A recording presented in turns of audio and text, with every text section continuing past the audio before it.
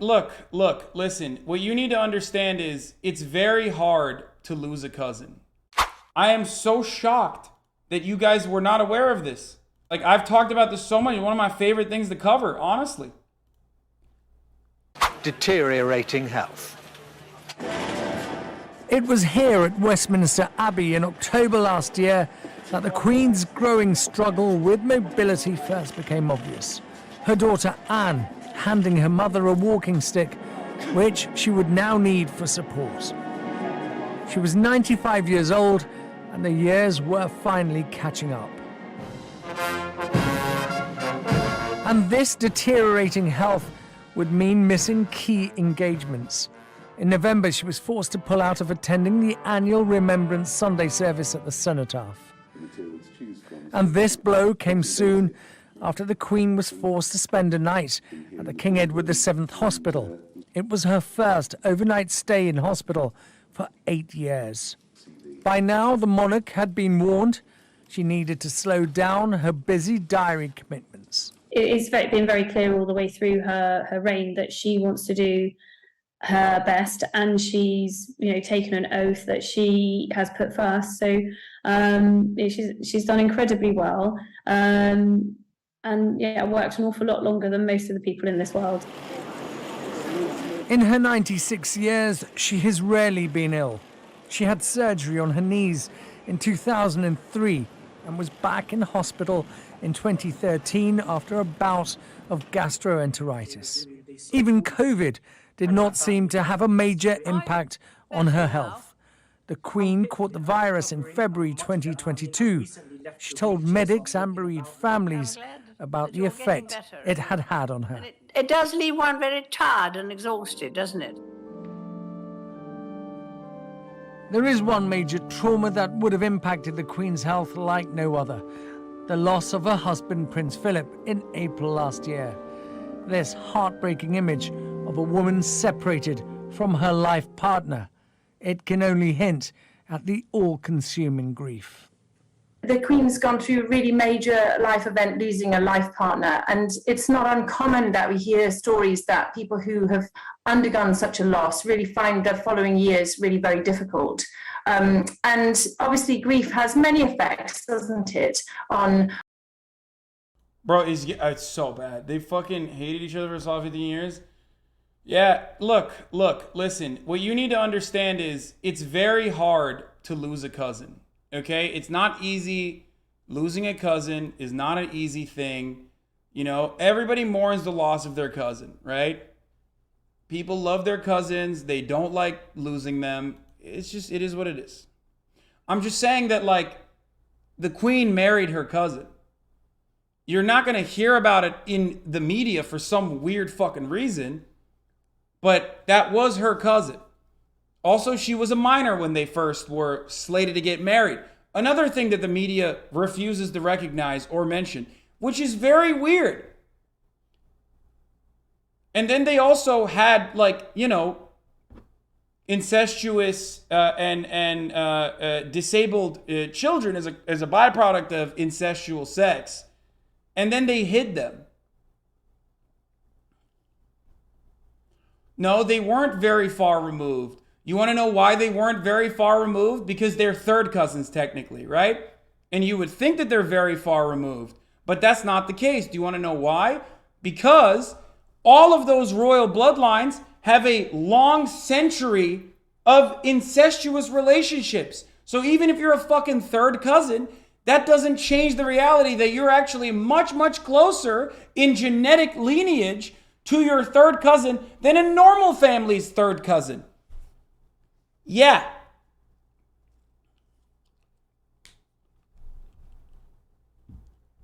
For the record, understand that they're not actually third cousins like a normal family with a normal familial lineage and their third cousins.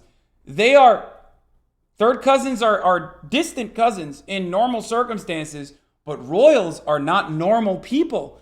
As a matter of fact, for those of you who don't know, let me describe to you really quickly. The British royal family and other royal families throughout Europe wanted to keep things in the family, okay? A thing that happened even in Roman times. They were so shocking, but those in positions of power were so adamant about maintaining that power and maintaining that wealth inside the family that, just like what you see in Game of Thrones, which is a analog for real life shit, they would marry their sisters, they would marry their brothers, they would marry their cousins all the fucking time. They would just trade family members. They kept it in the fucking family. Now, listen.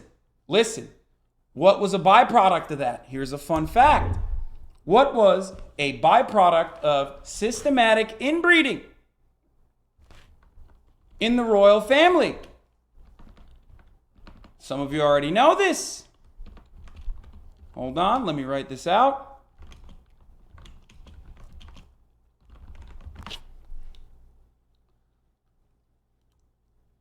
The dangers of royal inbreeding. And this is not just for the UK as well, by the way. This is for all the royals. That's right, the motherfucking Habsburg jaw. So much so, the inbreeding was so prevalent, so common, that there are traces of genetic inbreeding and its consequences that you can trace back to specific lineages, okay? Habsburg jaw is one of them. From the Spanish Habsburgs to the Queen Victoria's grandchildren, centuries of inbreeding and genetic mutation has led the Europe's royal families to ruin. Yes. I don't know if you knew that or not. That's the case. That is a real thing. Motherfuckers out here looking like the You Mad troll. Third cousins isn't far enough apart when your family tree has been a fucking fractal for centuries? Yup.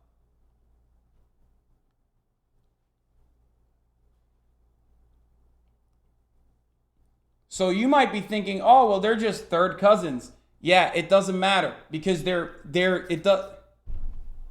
were cousins. Yeah, well, actually, it's worse. They were cousins twice. Third cousins on the British side and second cousins once removed on the Danish side. Yeah. All royals in the entirety of Europe are family members of one another in some way. It was rumored that he was bewitched. His painful and disfigured body was the result of witchcraft, a curse, or the ritual consummation of the brains of criminals that had devoured in hot chocolate drinks. But the truth was just as unsavory and much closer to home. Charles II of Spain's birth defects were a result of the accumulation of over 2 centuries of inbreeding. Charles was unable to speak at all until he was 4, and it wouldn't be until the age of 8 that he would take his first steps. He was born to Philip IV of Spain and Mariana of Austria, a matrimony of uncle and niece, which made young Charles not only their son, but also their great-nephew and first cousin, respectively. Unfortunately, their consanguineous marriage was not a solitary, ill-fated pairing. Instead, it had become a habit in the Habsburg family, especially the Spanish line. Incestuous relationships had been so common in his dynasty, and for so long, by the time Charles II was born, he was more inbred than a child whose parents were brother and sister. Incestuous relationships were so common and for so long that a uncle-niece bonding was more incestuous than a brother and sister pairing.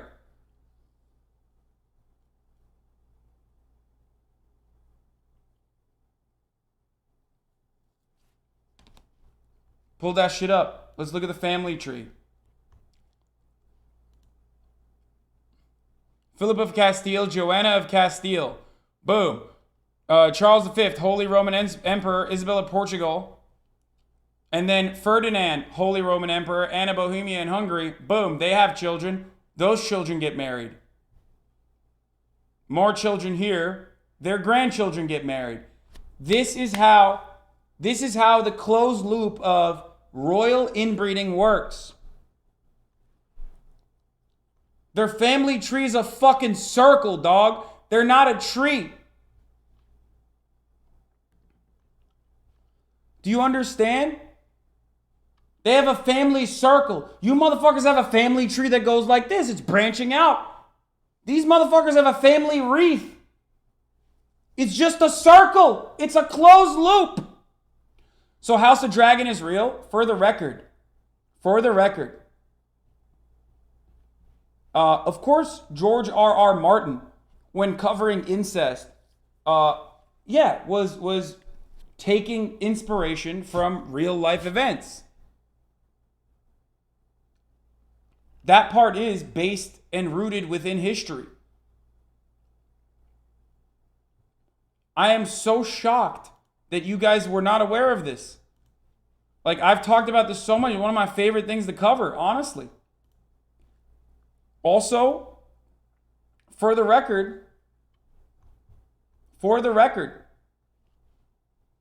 Queen Elizabeth had cousins that were placed in a hospital because they were mentally disabled and they were hidden. People just acted like they didn't exist.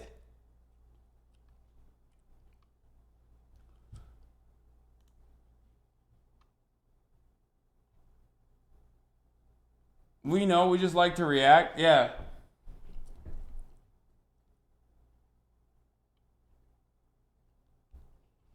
It's not Chad's fault that we were born in the USA and our education is...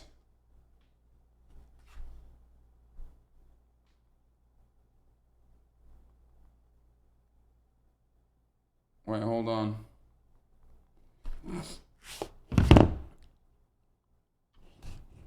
Game of Thrones is super loosely inspired by the War of Roses? Yeah.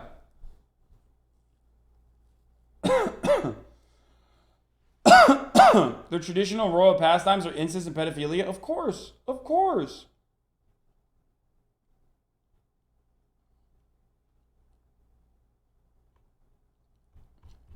So, you know, those in Alabama, for the record, those in Alabama are maintaining that proud tradition. So, you know, think before you make fun of someone like that, okay? You might be thinking, oh, you grew up in Utah in a Mormon commune and like, oh, you got sister wives? Like, that's kind of fucked up. Yeah, whatever, dude. It's also called royalty, okay? Oh, it's cool when the royals do it. But when I do it in Alabama with my sexy ass cousin wife, you're going to come at me and tell me I can't do it? Sounds a little classist, don't it? Get the fuck out of here. Roll Tide, baby.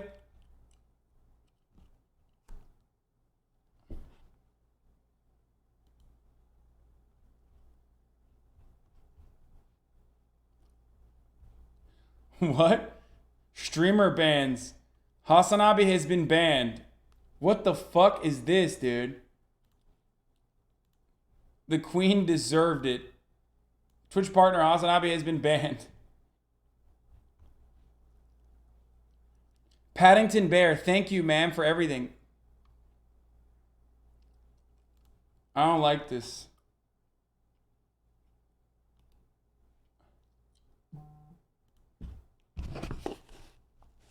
Every Utah man is a king and his cousin. Yes.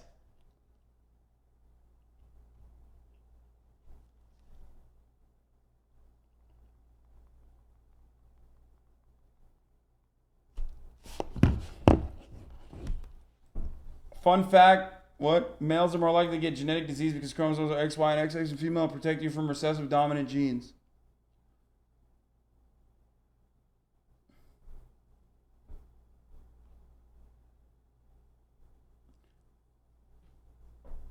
Please Google Royal Constellation. What?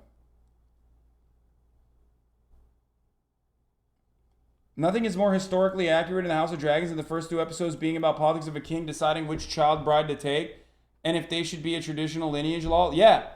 I didn't even know this, by the way. I did not even know this. I didn't know that, like, what do you call it?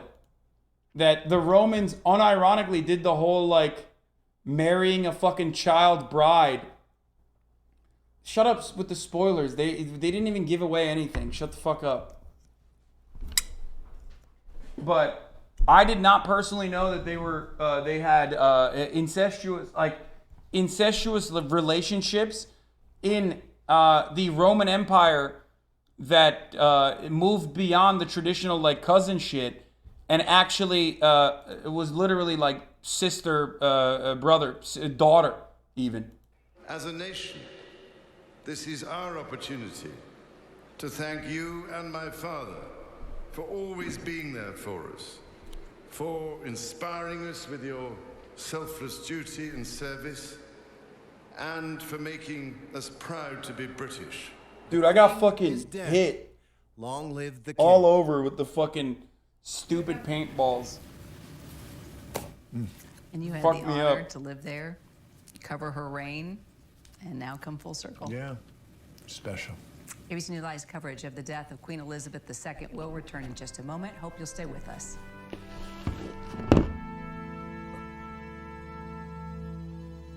It's just a sad day for us all today. And we've all known. The next morning at 8 o'clock. The principle of this. Lord David Richards of Herstmonceux, the Chief of Defence Staff in 2010 and 2013. It was those sort of conversations that I learned a huge amount from and will treasure forever. As head of the Commonwealth and Queen of other realms,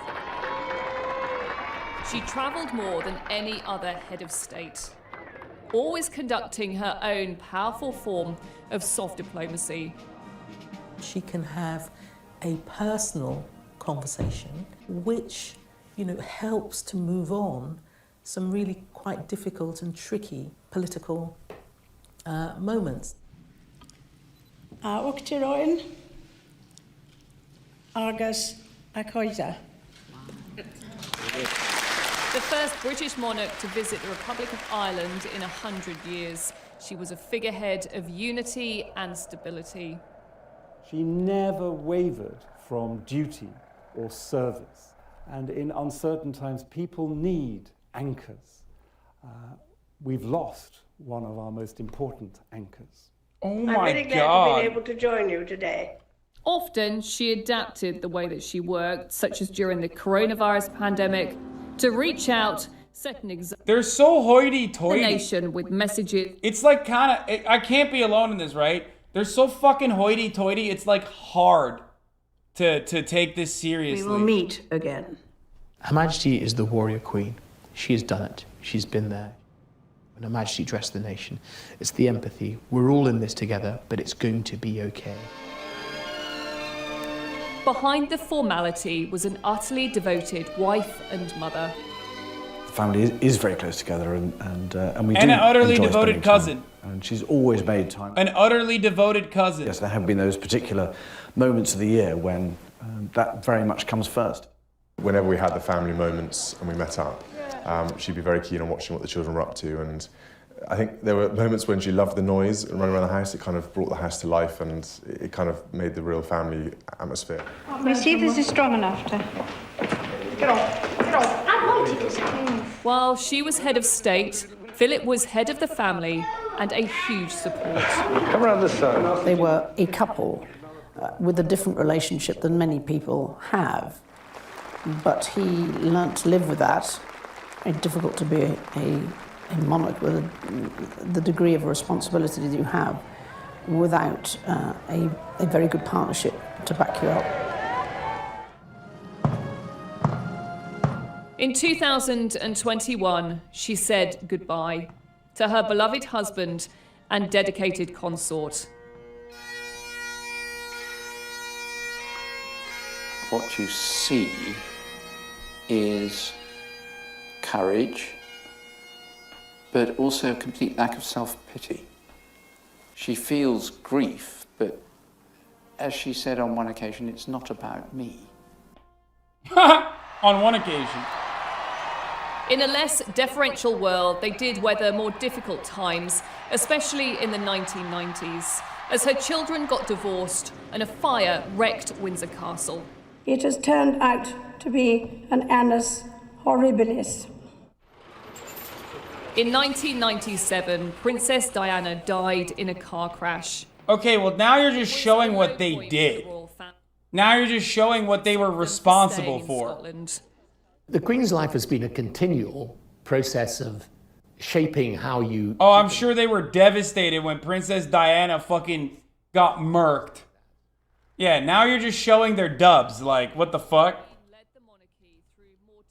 Yeah, they got real sad that, that happened. privately, she was known for her genuine warmth and kindness. You stick all these things in. We were up shooting one day up in Balmoral, and the weather changed in the afternoon. So I took my raincoat, wrapped it round, I gave her my scarf and my gloves. And as I walked away, I cheekily took my flat shooting hat off and put it on top of her headscarf. 3 weeks later, she called me into her office, and she'd had this photograph developed and put in a beautiful frame for me. And she said, "I thought you'd like to keep this as a souvenir." That's it. She was never happier than when she was with her dogs and watching her horses. And just sometimes we'd see a glimpse of her sense of humour. I always keep one for emergencies. So do I. I keep mine in here. Oh. For later.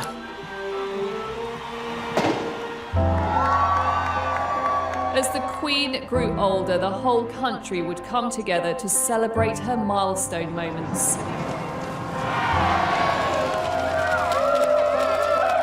She would go on to become Britain's longest reigning monarch.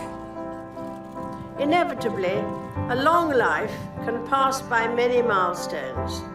My own is no exception.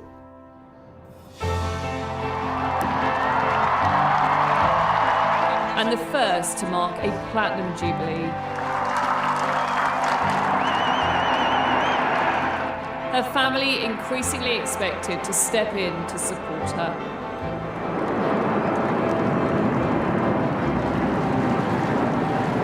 The Queen's remarkable reign and the stability it brought, helping to secure the future of the monarchy as her family continued to grow.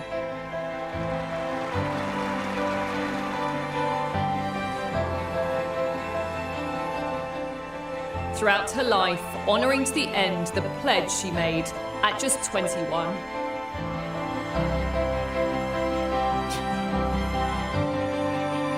I declare before you all that my whole life, whether it be long or short, shall be devoted to your service and to the service of our great imperial family to which we all belong.